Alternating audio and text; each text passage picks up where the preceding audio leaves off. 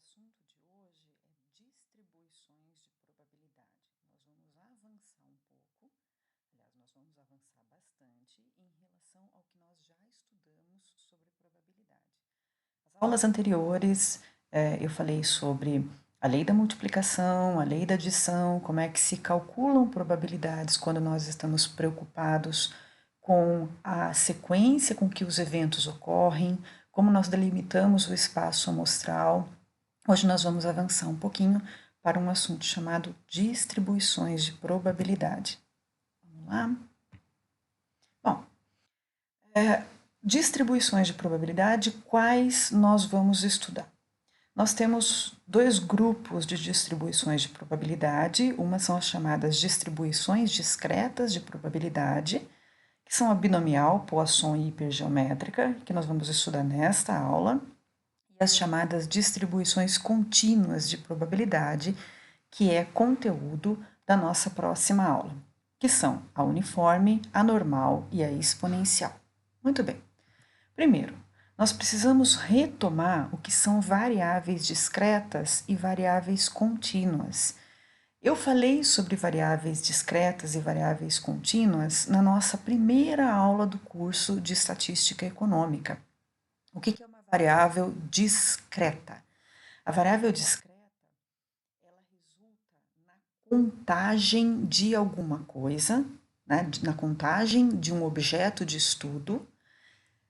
O número ele precisa ser inteiro, ok? Então eu tenho alguns exemplos aqui nessa tabelinha de variáveis que são de estudos que são resultantes de variável discreta. Por exemplo, número de pessoas que passam por uma estação de trem ao longo do dia. Esse número de pessoas ele precisa ser o quê? Um número inteiro. Mas veja, qual que é o objeto de estudo? É o número de pessoas. Agora, cuidado, existe uma certa confusão quando nós colocamos o número de pessoas em uma coluna de frequência absoluta, e o aluno entende que aquela frequência absoluta é que representa uma variável discreta. Não, o que representa a variável discreta ou contínua é a coluna variável e não a coluna de frequências. Então, por exemplo, se eu estivesse estudando a estatura dos alunos de uma turma de estatística econômica, a variável é a estatura. A variável não é número de pessoas, ok? Então, a estatura já não é mais uma variável discreta, é uma variável contínua. Outro exemplo, número de eventos de formatura em um ano. Então, o número de eventos ele é contável, tá? Ele resulta de uma contagem, 100, 200, 400, 800 e assim por diante. Número de computadores com defeitos. O número, isso aqui resulta de uma contagem de computadores. 7, 15, 25, eu não consigo falar 17 computadores e meio e nem 5 eventos e meio, ok? Diferente de uma variável que é considerada contínua. Ela assume qualquer valor numérico em um intervalo ou uma coleção de intervalos. O que isso significa? Por exemplo, a variável estudada é o tempo para fechar uma negociação internacional em horas, ok? Então, esse tempo pode gerar um resultado como 4 horas, 4 horas e meia, 4 horas, 48 minutos, 50 segundos. O tempo ele pode assumir qualquer valor numérico dentro de dois números. Por exemplo, 4 e 5 horas pode assumir qualquer valor, qualquer hora, qualquer tempo dentro de 4 e 5 horas. Salários médios pagos aos funcionários de uma petroleira. O salário também é uma variável que pode ser um número quebrado, né? Prefiro dizer número quebrado, acho que fica até um pouco mais fácil da gente entender. Então, uma petroleira paga um salário de 4.500 dólares e 2 centavos. Esses números, o salário pode resultar em um número não inteiro. Assim como líquido. Líquido também pode resultar em um número não inteiro. 5 litros e meio, 2,5 litros, ok? Sequência. Então, a distribuição discreta de probabilidade é o alvo é o tema da nossa aula de hoje. Numa distribuição discreta de probabilidade, eu consigo fazer o seguinte. Eu consigo, por exemplo, na contagem, eu vou contar o número de carros que são vendidos ao longo de um dia. Então, uma concessionária percebeu o seguinte, que a probabilidade, aqui é uma distribuição de frequências, né? Lembrando, a nossa distribuição de frequências, ela também é uma distribuição de probabilidades. Eu consigo extrair probabilidades a partir da tabela de frequências. Então, eu coloquei aqui um exemplo para vocês do seguinte: uma distribuição de probabilidade para o número de automóveis vendidos durante o dia em uma loja. Tá? Então, a probabilidade de se não se vender nenhum carro já é registrado pela concessionária é de 18%, ou 0,18%. A probabilidade de vender apenas um carro é de 39%, ou 0,39%. De vender 2 carros é 0,24%, ou 24%. E por fim, né, lá no finalzinho da tabela, só para não repetir número por número, a probabilidade de serem vendidos 5 carros é muito baixa, 1%. Isso ela extrai com um dado histórico que ela tenha, ela sabe que a probabilidade dessas ocorrências são essas que estão registradas na coluna que é de frequência relativa, tá? Essa coluna aqui, f de x para nós, a partir de agora, é a probabilidade de um evento ocorrer. No nosso caso aqui, também é a coluna de frequência relativa. Lembrando, a soma de todas as probabilidades é sempre igual a 1, tá? Então, eu consigo num gráfico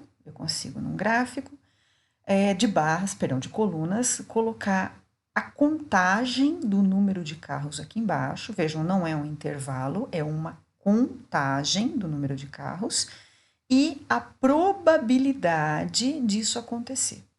Uma pergunta por curiosidade: onde será que está localizada a média do número de carros vendidos em um dia por essa concessionária?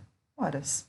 A média ela está muito próxima das frequências maiores, que representam 1 e 2 carros vendidos. Então, olhando a olho nu aqui, eu diria que a média está entre 1 e 2 carros vendidos, ok? Pela lógica, né, é impossível nessa tabelinha, a média está próxima de 4 a 5 carros vendidos. Por quê? Porque a probabilidade de vender 4 ou 5 carros ao longo de um dia nessa concessionária é muito baixa, é extremamente baixa. Então, a média ela vai estar muito mais próxima de onde aquela variável ocorre com maior frequência, de onde o evento vender 2 carros aqui ou vender um carro ocorre com maior frequência, ok? Então, uma distribuição discreta de probabilidade é uma distribuição de probabilidades de uma variável que resulta de uma contagem. Então, eu não estou, nos próximos slides, nós vamos ver distribuições de probabilidade, mas eu não estou trabalhando com variáveis contínuas, apenas variáveis discretas.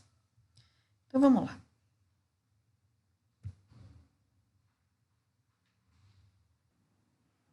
Qual é a diferença entre o que foi visto até o momento e o conteúdo que nós vamos estudar agora?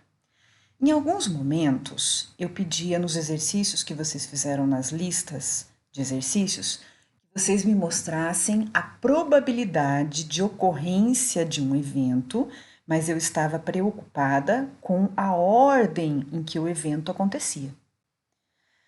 Por exemplo, de 5 peças, 2 possuem defeitos, eu aqui nomeei por D, de defeito, e 3 não possuem defeitos, eu nomeei S. 3 peças vão ser retiradas. A minha pergunta é: qual a probabilidade da primeira ter defeito? Esse tipo de exercício nós resolvíamos lá nas listas de exercício anterior dessa forma: a probabilidade da primeira ter defeito é 2 em 5, com reposição, né? Afinal, nós temos 2 peças num total de 5. Se a primeira tem defeito, vão ser retiradas 3. 3 peças não têm defeito, então 3 em 5 e 3 em 5, o que me daria a probabilidade de 18 em 125. Sem reposição, a lógica é praticamente a mesma, perdão, a sequência aqui é a mesma. Nós vamos considerar que sem reposição, a probabilidade da primeira ter defeito é 2 em 5. Qual que é a probabilidade da segunda ser sem defeito?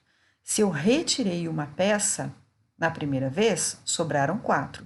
Dessas 4, quantas não têm defeito? 3. Retirei uma peça, sobraram quantas do total das 5 peças? Sobraram 3. Dessas 3, quantas não têm defeito? 2. Tá? Me dá 12 em 60 a probabilidade. Olha a diferença para a pergunta que eu vou fazer agora. Qual a probabilidade de uma ter defeito? Quando eu digo uma ter defeito, pode ser a primeira, pode ser a segunda, pode ser a terceira. E aí, o espaço amostral, ele fica muito mais difícil de ser desenhado, tá? Ele fica muito mais difícil de ser desenhado. Nós fizemos alguns desenhos, alguns exercícios com o diagrama de árvore. Tudo bem, quando o espaço amostral é pequenininho, quando o número de vezes em que uma moeda vai ser jogada 2 ou 3 vezes, o número de vezes que vai se dar tiro num alvo, 3 vezes, 2 vezes, facilmente nós conseguimos delimitar num diagrama de árvore o tamanho do espaço amostral. O problema é que, na realidade, no campo profissional, você não se depara com um espaço amostral tão pequeno. Normalmente, o espaço amostral ele é muito mais longo. E aí vem o quê? As distribuições de probabilidade que nos ajudam a entender como fazer esse tipo de cálculo. Eu elaborei aqui um quadro resumo das distribuições de probabilidade que nós vamos usar. Lembrando, só servem se a variável estudada for discreta. For uma variável aleatória discreta, não a contínua. Bem, a contínua é assunto de uma próxima aula. Então, para o exemplo que eu dei anteriormente, eu poderia, por exemplo, usar a distribuição binomial de probabilidade. Esse aqui é um quadrinho resumo, bem simples, sobre a diferença entre as 3. E as principais diferenças, elas estão marcadas em negrito, ok? Então, quando eu digo dar um tiro ao alvo 3 vezes, tentar acertar um tiro ao alvo 3 vezes, eu estou lidando com um experimento que é binomial. Ele é associado a múltiplas etapas. A ocorrência de um evento não afeta a ocorrência do outro. O que significa? Se eu atirar um alvo uma vez, vai ficar mais difícil eu acertar o alvo a segunda vez? Não. A probabilidade de ocorrência é exatamente a mesma. Então, o que é importante nós marcarmos num experimento binomial? Primeiro, é um experimento de múltiplas etapas. E aí, como experimento de múltiplas etapas, eu coloco como exemplo para vocês. Acertar o alvo 3 vezes, jogar uma moeda 4 vezes. Esses são experimentos de múltiplas etapas, não é um experimento de uma etapa só. Assim como também é a função, a distribuição hipergeométrica de probabilidade, são múltiplas etapas. A probabilidade de sucesso nós vamos denotar por P. E 1 menos P é a probabilidade de insucesso. Isso não se modifica de ensaio para ensaio. Ou seja, qual que é a probabilidade de eu acertar um alvo? Se for um experimento que não se sabe se o atirador tem experiência ou não, você vai dizer que a probabilidade dele acertar o alvo é 50%. E qual é a probabilidade dele não acertar o alvo? 1 menos P, os outros 50%, ok? Novamente, os ensaios eles são independentes. Um ensaio não afeta um tiro, por exemplo, ao alvo, não afeta a probabilidade de acerto do segundo tiro. Acho que esse é o exemplo mais simples de entender o que significa ensaios independentes, tá? E 2 resultados aqui na distribuição binomial, 2 resultados são possíveis em cada ensaio. Nós podemos chamar de sucesso e fracasso. Sucesso depende do que eu estou perguntando. O que é sucesso? Se eu perguntar quantas vezes eu posso errar o alvo, então isso é considerado sucesso para mim. O sucesso está sempre relacionado à pergunta da probabilidade, ok? O que é a função hipergeométrica, a distribuição hipergeométrica de probabilidade? Ela é muito parecida com a binomial, porém nós estamos preocupados com eventos que não têm substituição. O que significa isso? Quase todas essas mesmas condições valem para uma distribuição hipergeométrica. É um evento de múltiplas etapas, envolve fracasso e sucesso, porém nós estamos trabalhando com a possibilidade de não substituição ou de um ensaio afetar a probabilidade do outro. Olha só um exemplo. O slide anterior falava sobre peças que são repostas ou peças que são retiradas. Esse é um exemplo de com substituição e sem substituição. Num outro exemplo, eu poderia considerar o seguinte: sabe-se que um computador gera um tipo de defeito, né? E a probabilidade de se selecionar um computador, ele ter aquele tipo de defeito, é, por exemplo, 2 em 100. Ok? 2 em 100. Se um primeiro computador retirado do lote se for determinado que um primeiro computador retirado de um lote tem defeito, todos os outros 99 passarão por inspeção, então eu já estou no segundo momento, se eu for fazer uma segunda retirada, no segundo momento, eu já estou supondo que a probabilidade de ter defeito acaba caindo. Por quê? Porque eles passaram por inspeção. Esse é o tipo de distribuição que nós chamamos de hipergeométrica. Tá? A probabilidade de um evento vai afetar a probabilidade dos outros acontecerem. É só lembrar do exemplo com substituição, sem substituição. Em sala de aula, por exemplo, eu posso pegar... eu tive uma experiência interessante com vocês, alunos de estatística econômica.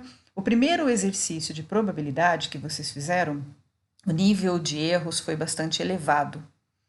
Quando eu corrigi, então a probabilidade de eu encontrar um aluno ali no nosso chat que tivesse dado uma resposta errada foi grande. Quando eu corrigi um primeiro exercício, vocês se tocaram, vocês perceberam do que vocês estavam fazendo de errado. E aí o número de acertos aumentou, ou seja, no segundo exercício, a probabilidade de eu encontrar um aluno que tivesse errado o exercício era menor. Por quê? Porque eu expliquei o problema do primeiro, no segundo vocês acertaram. Esse é um caso em que a probabilidade de eu encontrar um aluno que tivesse errado o primeiro exercício é diferente da probabilidade de um aluno que tivesse errado o segundo exercício. Por quê? Porque vocês tiveram uma explicação do erro do primeiro. Okay? Então, a probabilidade do segundo é afetada pela probabilidade do primeiro. Esse é um outro exemplo. E, por fim, a probabilidade, a distribuição de Poisson. Essa, com certeza, é a mais fácil de nós identificarmos. O que é a distribuição de Poisson? Dado que você tem a média de ocorrências, eu disse média, não probabilidade, a média de ocorrências de um evento, você deseja saber a probabilidade de um outro valor, de um outro evento ocorrer para aquele mesmo experimento. Então vejam só, tem alguns exemplos que eu vou passar para vocês em que eu tenho a média de vendas naquela tabela anterior, né? Qual seria a média de vendas de carros, dada a média de venda de carros por dia em uma concessionária? Naquela tabela eu sei que a média de vendas é 1,5, tá? É estranho dizer isso, né? 1,5 carro por dia, o que me daria 3 carros a cada 2 dias, tá? Para ficar um pouco mais fácil de entender. Aí eu pergunto, se a média é 1,5 carro por dia, qual é a probabilidade de se venderem 3 carros, supondo que vocês não tivessem aquela tabela de frequências, ok? Supondo que vocês não tivessem a tabela de frequências.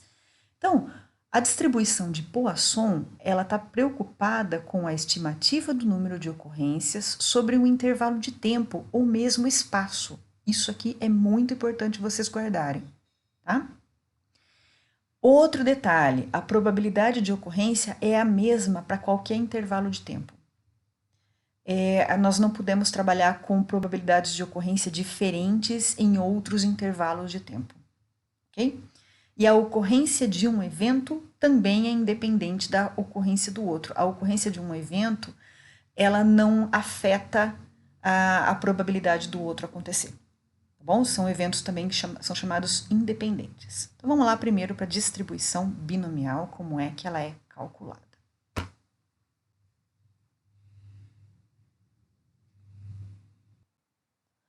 Muito bem, eu tenho aqui o exemplo de um exemplo que envolve a distribuição binomial de probabilidade, aqui do lado esquerdo, uma situação hipotética, onde eu sei que a cada 100 pacientes que chegam a um consultório, 5% fumam. Okay? Esse é um dado que vamos supor que o consultório já tenha. Um funcionário recentemente contratado sabe o seguinte: se 5 em cada 100 fumam, ou 5%, qual a probabilidade de que dos próximos 10 pacientes que entrem, 2 sejam fumantes? Então, tem 10 pacientes no consultório. Qual a probabilidade de que 2 sejam fumantes? Vejam que aqui eu não estou me importando com a ordem dos pacientes. Pode ser o paciente 1, o paciente 2, pode ser o paciente 1 e o paciente 3, o paciente 1 e o paciente 4. Vejam que o número de combinações é muito grande. O número de combinações aqui é imenso. Então, não dá para a gente ficar construindo um diagrama de árvore. Por isso, nós usamos a distribuição binomial. É um evento de múltiplas etapas? Sim. O experimento, saber se é fumante ou não, vai ser repetido 10 vezes, tá? Isso é que é um experimento de múltipla etapa. Saber se ele é fumante ou não vai ser repetido 10 vezes. Então, vamos nos atentar a algumas propriedades da distribuição binomial de probabilidade. 2 resultados são possíveis em cada ensaio. Então, ensaio para mim aqui seria um paciente. Um paciente para mim eu vou chamar de ensaio. Ele pode ser fumante e pode ser não fumante. Não existe uma outra possibilidade. Isso é muito importante que vocês se lembrem, tá? Só são possíveis 2 resultados. E aqui, como eu estou perguntando, qual a probabilidade de 2 serem fumantes, eu vou chamar de sucesso ser fumante e fracasso não ser fumante. Porque o fracasso e o sucesso não está relacionado ao nosso otimismo. Fracasso e sucesso está relacionado à nossa pergunta de probabilidade, ok? Então, o que eu quero saber? O que eu quero saber é o sucesso, ser fumante. Então, aqui eu tenho na probabilidade, na propriedade 2, 2 resultados são possíveis em cada ensaio: ser fumante ou não ser fumante. 3, a probabilidade dele ser fumante é 5%. A de não ser fumante é 0,95 ou 95%. Essas são consideradas as mesmas para todos os pacientes, tá bem? Então, eu não posso dizer que, dado que um paciente é fumante, todos os outros 9 passaram para uma palestra e foram convencidos a não fumar mais. E aí a probabilidade de encontrar um segundo paciente fumante cai. Não, eu não posso lidar com essa possibilidade. Eu tenho 10 pacientes na minha frente. A probabilidade do primeiro ser fumante é 5% e dele não ser fumante é 95%. A do segundo é a mesma coisa, a do terceiro é a mesma coisa e assim por diante, ok? E a existência, os ensaios são independentes. O que significa a existência de um paciente fumante ou não afeta a probabilidade de existência de outro paciente ser também ou não, ok? São eventos que são independentes. Ok, aí nós temos uma fórmula de cálculo que não é muito amistosa, porém também não é muito difícil de entender. Então, nós vamos agora para essa fórmula. Bom, aqui eu tenho a fórmula de cálculo de uma distribuição binomial.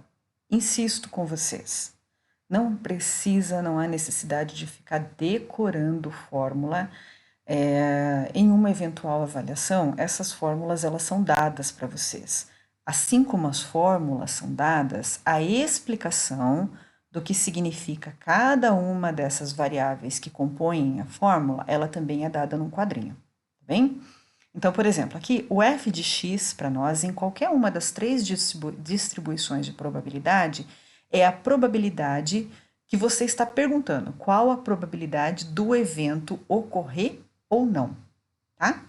Então, no nosso caso, qual era a probabilidade de serem encontrados 2 pacientes num total de 10 que fumassem? Então, o F é de 2 pacientes, ok? Número de ensaios. O número de ensaios aqui me diz o número de pacientes que eu tenho e que eu vou testar aquela probabilidade de 5% e 95%. Então, a probabilidade que o número de ensaios para mim é igual a 10. O número de pessoas que serão selecionadas, o número de testes de laboratório que serão selecionados, o número de computadores que serão inspecionados, o número de lotes que serão inspecionados, ok? P está aqui. Qual é a probabilidade de sucesso em qualquer um dos ensaios? Pessoal, a probabilidade de sucesso para nós é do paciente ser fumante, ou seja, 0,05 ou 5%. E qual é a probabilidade de fracasso dele não ser fumante? 1 menos P, 0,95. Então, isso aqui, ele é dado para vocês. Esse quadrinho, ele é dado para vocês. Cabe a vocês identificarem quais são essas variáveis, ok? Sabendo quais são, se vocês acertarem essas variáveis, dificilmente vocês erram esse cálculo imenso, que é um pouquinho chato, bom? Então, a primeira parte da equação vocês conhecem, né? É o fatorial, aquele fatorial que vocês já viram na aula de introdução à probabilidade. Então, aqui o meu N é o número de ensaios, ou o número de pacientes. X é o 2, é o número de pacientes, a probabilidade que eu estou perguntando, né? Qual é a probabilidade de que 2 pacientes sejam fumantes? Nisso eu consigo aqui estabelecer a primeira parte da equação. Primeira parte da equação, então, me dá um número igual a 45, ok? Segundo passo, calcular a probabilidade do evento. Ora, o 45 é essa primeira parte aqui da equação, eu já calculei, ok? Aqui, se vocês quiserem facilitar, aqui é o número 2, é f de 2 ou a probabilidade de 2 pessoas serem fumantes no total de 10. P também já foi delimitado, que é o que? A probabilidade de sucesso, que é 0,05, para nós aqui, elevado a x. O que é x? O x é a probabilidade de dois pacientes serem fumantes, então 2 pacientes aqui em cima. Vezes 1 menos P, que é 1 menos P, também já está calculado no quadrinho aqui à esquerda, 0,95, elevado a n menos x. O que é o nosso n? O n é o número de ensaios, ou os 10 pacientes que vão entrar, ou as 10 peças que serão selecionadas, ou os 10 computadores que serão inspecionados, menos x, que é a probabilidade que eu estou perguntando. O resto, gente, é matemática. Então, a minha avaliação, sabendo identificar qual das distribuições utilizar, e quais são as variáveis dentro da distribuição, é identificar qual o valor dessas variáveis da equação, vocês já têm meio caminho andado, tá? Conseguiram montar a equação binomial. Então, a resposta: qual a probabilidade de que um paciente seja considerado fumante, qual a probabilidade de que 2 pacientes sejam fumantes nesse total de 10? 0,0746 ou 7,46 e não 74 e 46 como está aqui, tá bom? Depois se vocês puderem corrigir aí, por favor. 7,46% ou 0,0746. Pronto. Essa é a distribuição binomial de probabilidade. Tem 10 pacientes na minha frente, o que me indica que é um evento de múltiplas etapas, não é só um paciente. Se fosse só um paciente, eu poderia dizer qual que é a probabilidade dele ser fumante? 5%. Qual que é a probabilidade de não ser? 95%. Mas são 10 pacientes. E desses 10, eu vou selecionar 2. Então, eu tenho aí fracasso. Qual a probabilidade dele ser fumante? Isso me denota sucesso. O que é fracasso? A probabilidade dele não ser fumante. Então, eu consigo resumir os resultados em 2: fracasso e sucesso. Ok? A probabilidade, eu olhando para todos têm a mesma probabilidade de ocorrência. Eu olho para o primeiro paciente, qual que é a probabilidade de ser fumante? 5%. Do segundo ser fumante, 5%. Do terceiro ser fumante, 5%. Essa probabilidade não se altera entre todos os fumantes, ok? Essa é a nossa chamada distribuição binomial de probabilidade. O que é a distribuição hipergeométrica de probabilidade? Para a distribuição hipergeométrica, a ocorrência de um evento implica uma probabilidade diferente de ocorrência do segundo evento. Então, a hipergeométrica, ela também é utilizada para eventos de múltiplas etapas, né? Como no nosso primeiro caso, 10 pacientes serão selecionados. Um sorteio de 15 pessoas. Esses são eventos de múltiplas etapas. Só que para a hipergeométrica, a hipergeométrica ela é utilizada quando a reposição não faz sentido algum. Tá? Esse é um caso em que, eu coloquei um exemplo aqui para vocês, a reposição ela não tem o menor cabimento. Por exemplo, um comitê possui 5 pessoas, das quais 3 são homens e 2 são mulheres. Ok? 3 são homens e 2 são mulheres. Pessoal, só uma correção aqui, tá? 2 são homens e 3 são mulheres. É só inverter o número aqui, porque as outras continhas foram feitas com base nessa estatística. Então, aqui 2 são homens e 3 são mulheres. 2 pessoas serão selecionadas para representar o país em um evento internacional. Vejam só, faz sentido eu selecionar 2 pessoas com reposição para representar o país em um evento internacional? Então, a Maria é uma das mulheres desse comitê de 5 pessoas. Eu seleciono a Maria para representar o país. Selecionei a Maria. Faz sentido eu selecionar a Maria novamente para representar o país, se são 2 pessoas? Não. Nesse caso, não faz sentido algum eu repor o nome da Maria no meio dos selecionados. A partir do momento em que eu escolho a Maria foi escolhida e ela saiu do sorteio ou da seleção. Esse é um caso em que a reposição não faz sentido algum, tá? Então, eu estou fazendo uma pergunta aqui. Qual a probabilidade das 2 serem mulheres? Selecionada uma pessoa, ela não entra mais na contagem. Não há porquê. Afinal, ela não pode ir 2 vezes no lugar dela mesma, tá? Esse é um caso interessante. Eu poderia usar, por exemplo, a regrinha da multiplicação. Qual que é a probabilidade das 2 serem mulheres? Okay?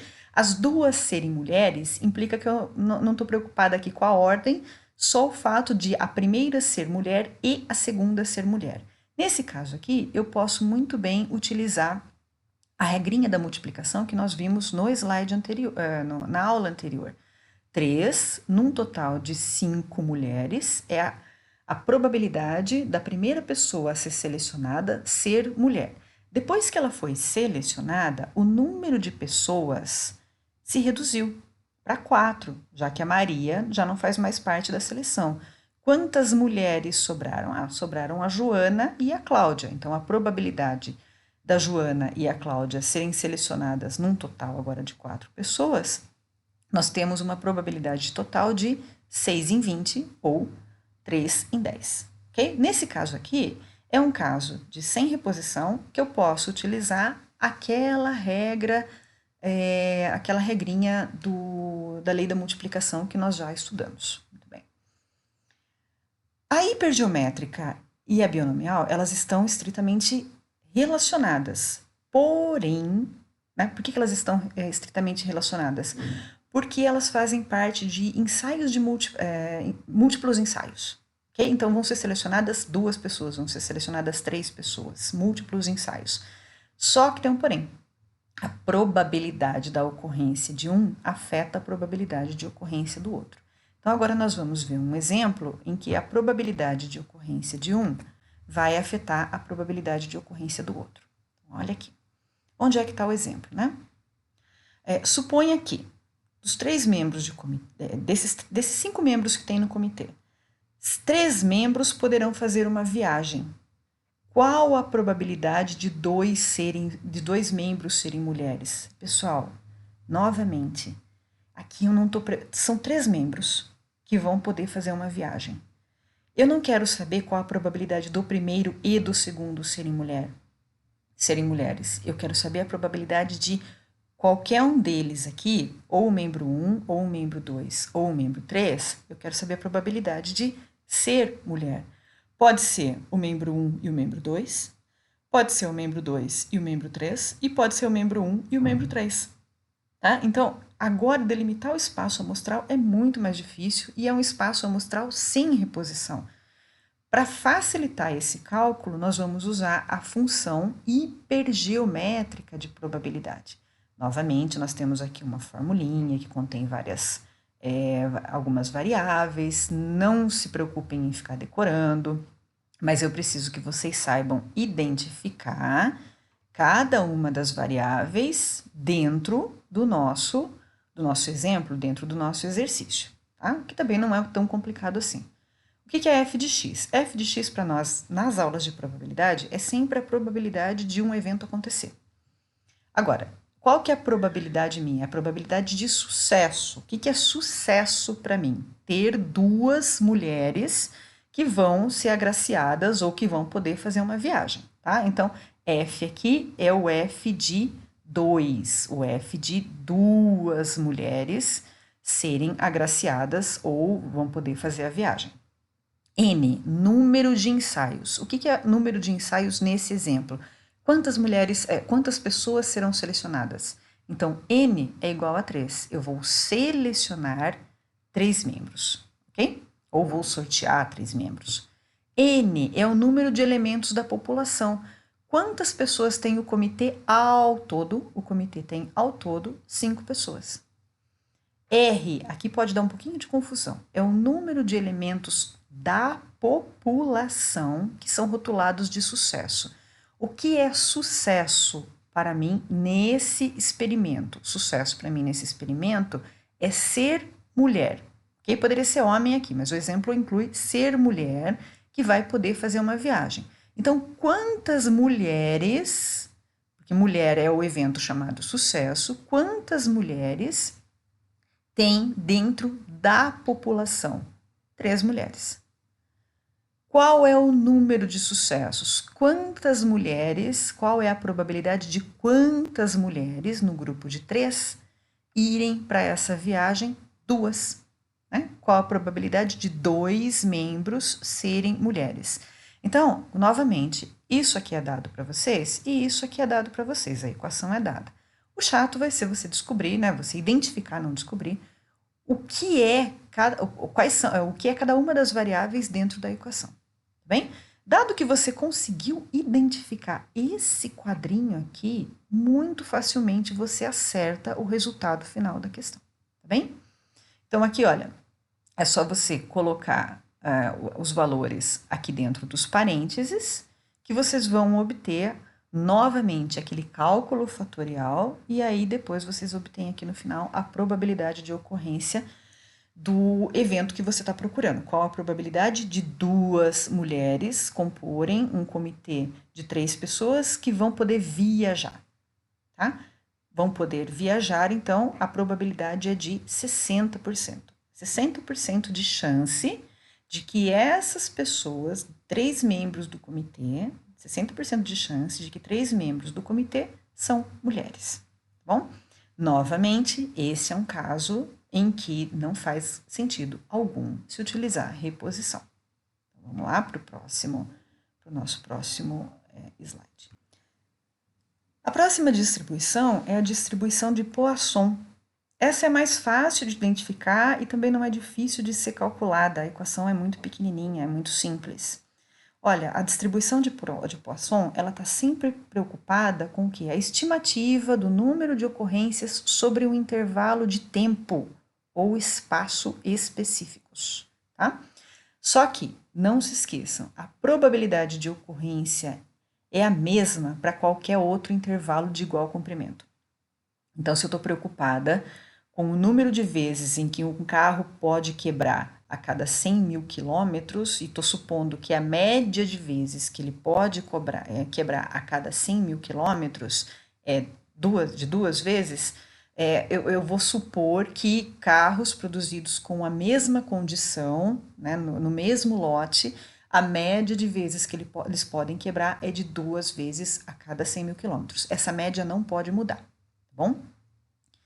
Agora, a ocorrência de um evento, ela é independente, né? Um carro que pode quebrar, em média, 2 vezes em 100 mil quilômetros é produzido com um outro carro que pode quebrar 2 vezes em 100 mil quilômetros. Esses dois carros, eles são independentes, um não afeta o desempenho do outro.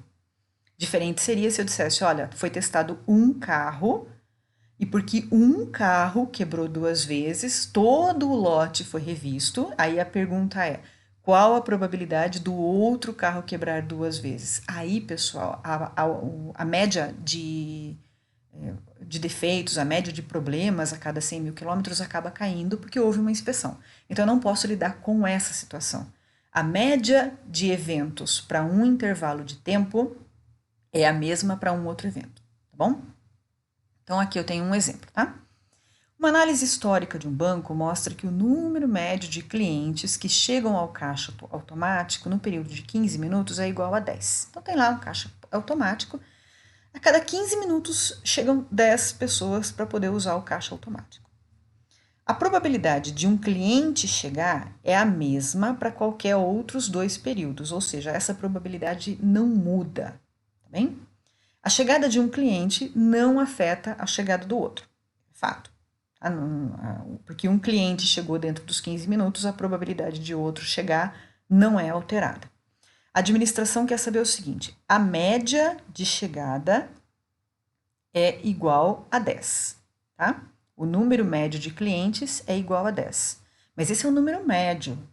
Não significa que em 15 minutos não possam chegar apenas 2. Não significa que em 15 minutos não possam chegar apenas 3. É um número médio.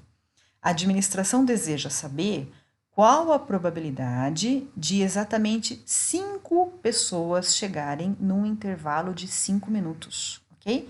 Então agora eu estou preocupada, eu tenho uma média, já tenho uma média de clientes que chegam ao banco a cada 15 minutos, e essa média é igual a 10.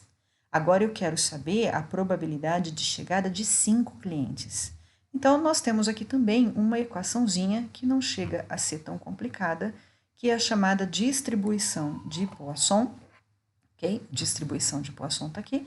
Ela é muito mais fácil de ser identificada, de ser calculada, porque o número de variáveis que compõem a função de Poisson, ela é mais simples, ela tem um número menor de variáveis, tá bem? Então, o x para mim é sempre a probabilidade de x ocorrências em um intervalo de tempo ou de espaço. O x é sempre a probabilidade que eu estou perguntando. Então, a administração quer saber a probabilidade de 5 chegadas em 15 minutos. Então, o meu x é quanto?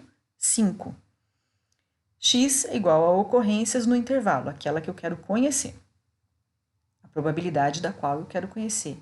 Mi é a média ou o valor esperado em um intervalo de tempo ou espaço. A média ou é dada para vocês ou vocês precisam calcular, ok? E é um número que também é dado, é um número matemático que também é dado para vocês. Ora, basta eu colocar aqui nessa equação o valor dessas variáveis que eu consigo encontrar a probabilidade de que 5 pessoas entrem em um intervalo de 15 minutos. Lembrando, a média é quanto? A média é 10. Eu quero saber a probabilidade de 5. Tá? Então, basta eu calcular esse valor aqui. Esse E tem em qualquer calculadora financeira ou científica. Não acredito que ele exista numa calculadora muito simples, tá bom? Então, eu posso dizer que a probabilidade de que 5 pessoas entrem no caixa, usem o perdão, de que 5 pessoas cheguem a um caixa automático no intervalo de 15 minutos é de 0,0378 ou 3,78%. Tá bem? Então, a nossa função aqui, ó, a função de probabilidade é qual a probabilidade de que 5 pessoas cheguem em 15 minutos? 3,78%. Ah, mas a gente já não tem a média? Tem, mas a média não te dá uma noção de variação. A média te dá a média de pessoas que chegam a um caixa automático. E aí, pessoal, em um dia tem mais gente chegando num caixa automático do que no outro. Então, às vezes, um banco ele precisa se ajustar, ele precisa ajustar o número de pessoas que ficam atendendo as pessoas ali no caixa automático, porque a probabilidade de chegar a um número maior é maior num dia do que no outro, tá? Então, a média, ela te dá uma dimensão média do que está acontecendo, mas não o que acontece no entorno dela. Pessoal, na sequência, eu vou mostrar para vocês um resumo dessas funções de probabilidade. Bom, então nós temos aqui, eu coloquei um slide com um resumo das fórmulas, ok? Para facilitar a busca das fórmulas ao longo dos exercícios que vocês vão resolver. E no slide seguinte, eu coloquei um esquema que vai ajudar vocês a identificar qual função de probabilidade utilizar. Olha aqui. Esse esqueminha eu acredito que ajude bastante vocês na identificação de qual função de probabilidade vocês estão trabalhando. Tá? Então, a primeira pergunta que você vai se fazer: eu estou trabalhando com uma variável que é contínua ou uma variável que é discreta?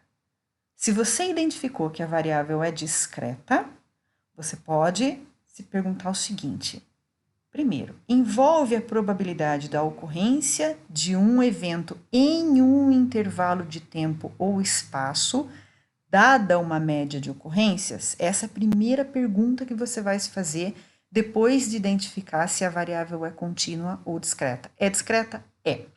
Estou preocupada com a sequência que os eventos ocorrem? Não. Tá, então eu vou ter que recorrer a uma das distribuições discretas de probabilidade. Ou é Poisson, ou é binomial, ou é hipergeométrica. É discreta? Sim. Estou preocupada com a sequência dos eventos, se a primeira tem defeito, a segunda tem defeito? Não. Terceira pergunta.